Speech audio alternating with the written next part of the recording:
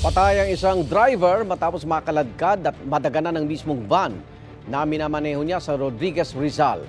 Kung paano ito nangyari, alamin sa unang balita ni EJ Gomez. Dead on the spot ang 51 anyos na lalaking ito matapos madaganan ng minamaneho niyang van. Ayon sa pulisya, tinatahak ng van ang barangay Mascap sa Rodriguez, Rizal nang mangyari ang aksidente alas 2:30 ng madaling araw nitong linggo. Sakay ng van ang 13 pasahero na magkakamping sana sa Rodriguez.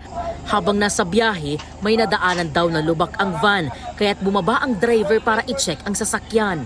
Medyo malulong at basa yung kalsada doon sa area.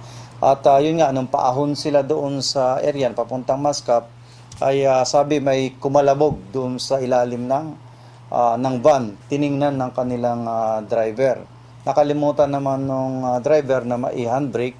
So, nagtuloy-tuloy bumulusok yung yung van at nakaladkad siya, nadaganan siya dahil tumagilid yung van. Sinubukan pa raw ng biktima na humingi ng saklolo sa kanyang mga pasahero.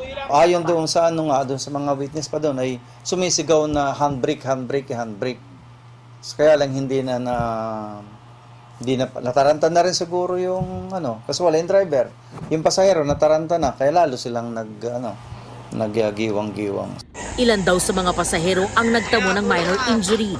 Kinailangang gumamit ng bako para makuha ang biktima na pumailalim sa van. Ilang oras ang inabot bago tuluyang nakuha ang bangkay at muling nadaanan ng kalsadang pinangyarihan ng aksidente.